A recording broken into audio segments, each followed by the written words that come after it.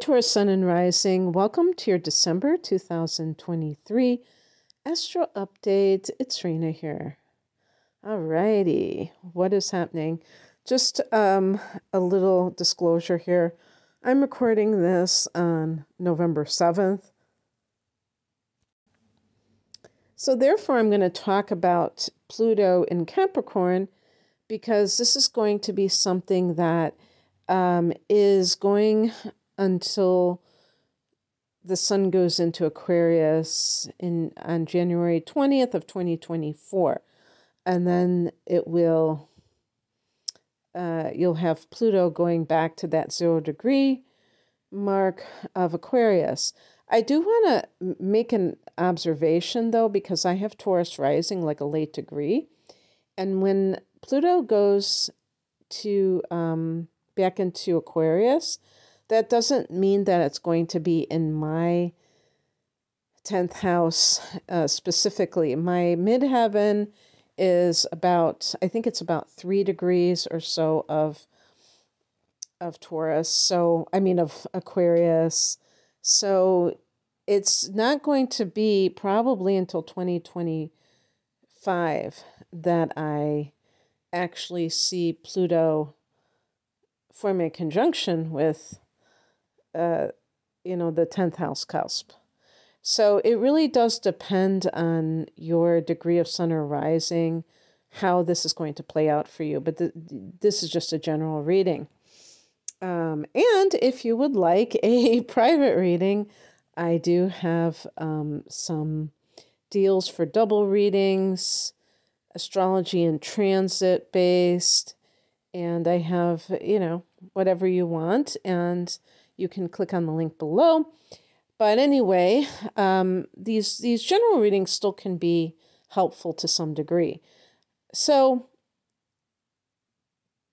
the first of the month, Mercury goes into a fellow Earth sign, which is Capricorn. And this is kind of what I was talking about, because now we're going to start seeing these different transits into Capricorn. And so this for you is the 9th house. And for some Taurus individuals, you might be actually planning a trip. And, it is the holiday season, so that's not bizarre to do that in December. But still, I mean, in particular, the Taurus contingent might be really planning long-distance trips. This is also something to do with, this could have something to do with higher education. So you may be in communication with a college, either as a student or a potential faculty. On the 4th, and also could mean studying some kind of something spiritual. On the 4th of the month, Venus goes into Scorpio. And for Taurus individuals, this is your 7th house of committed partnership. Venus here can bring a lot of harmony. If you've been having any kind of issues with a partner, if there were commitment issues, this might be the time that that person really decides that they can't live without you, that they really want you in their life. You might be the one who's a little bit hesitant because you have Uranus in your sign. So you might be the one holding out, but this gives a lot of harmony and makes it more possible for both of you to kind of be in sync, maybe. This can also be money through some kind of legal matter that you receive, or a positive result or dealings with some kind of court case. On the 6th, Neptune turns direct at almost 25 degrees of Pisces. So this is the house of friendships and groups and long-term goals. It's also the house of gains. And as far as gains, it can be like the profits that you make. through your career or through your business. And you may have gotten disillusioned for some reason the past few months. Taurus, there may have been something that didn't happen the way you were hoping it would. And then what happens a lot of times is then we think it's all shot to hell, right? Like you had this idea for business and then it didn't go very smoothly. It didn't seem to turn a profit, and then you get your hopes dashed. But the truth is that this gives us more information, and it's not just whether or not a particular product is viable. It's also to do with our internal situation, because sometimes, Taurus is an earth sign, and you may do things for money that don't really align with your values, that don't align with your desires, what you really want out of life, and that can steer you in the wrong direction. So that could have been kind of a wake-up call.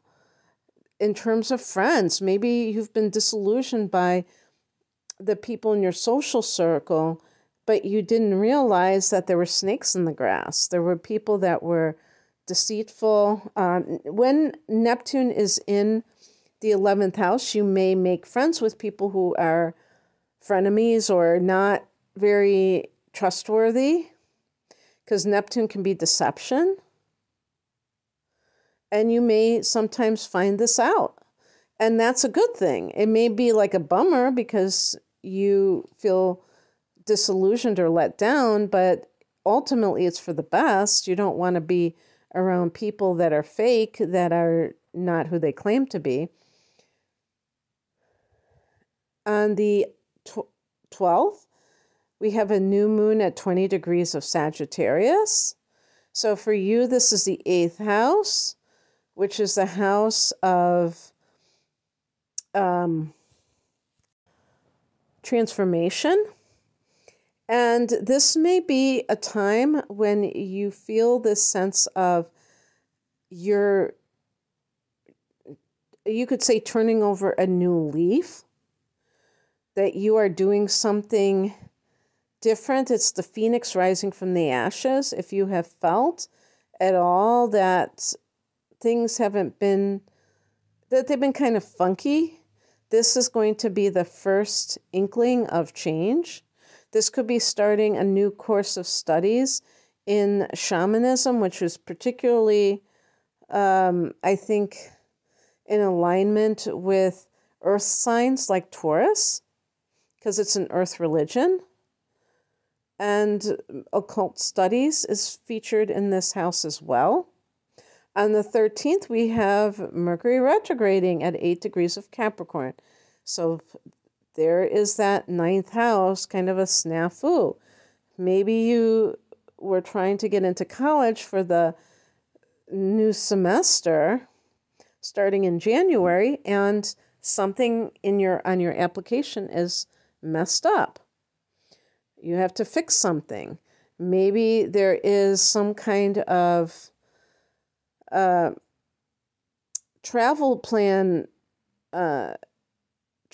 hassles where you have to get a new passport or something else updated, some ID updated, something that is different. And that you feel like it's a setback, but it could be for the best, because it could lead to you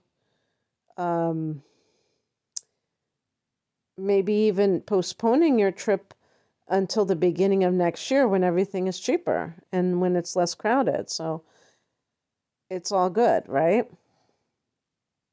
On the 21st, there is the winter solstice in the northern hemisphere, sun going into Capricorn, obviously the southern hemisphere. This is the summer solstice, a power point of the year, regardless of where you are in the world.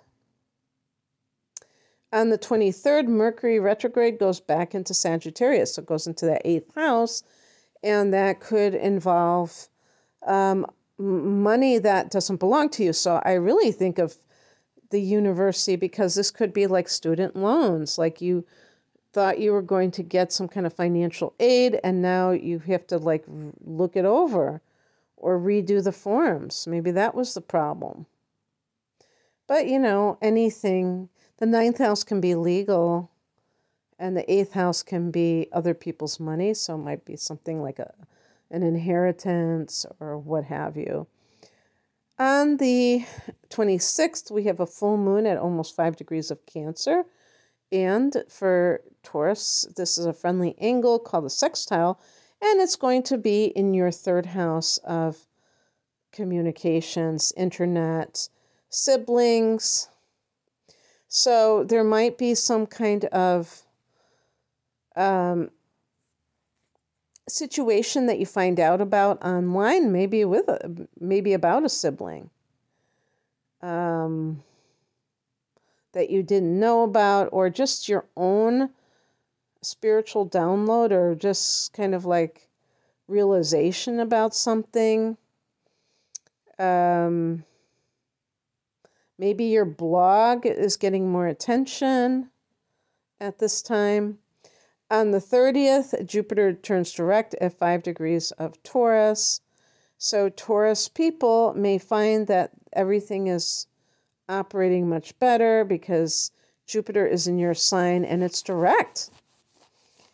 And you might feel as if now you can move forward with the expansion that you have been starting. I'm trying to remember, when did Jupiter go retrograde? Oh, it was in September. So it's been like 3.5 months at that point. And Uranus is in your sign, so it's also making you maybe act different that you normally would. You may want, Jupiter is the ruler of the ninth house, so this really emphasized traveling. And now that it's direct, and then Mercury's turning direct on January 1st. So you might be well on your way to somewhere far away early in January. And so that luck that Jupiter is associated with, maybe you'll start seeing more of that. And this will continue until May, when Jupiter goes into Gemini. And that'll be great too, coming from somebody with Taurus rising, because then it's in our second house of earned income. Cha-ching. All right, Taurus, I hope that this resonated. If you would like a private reading, the link is below. Take care. Bye.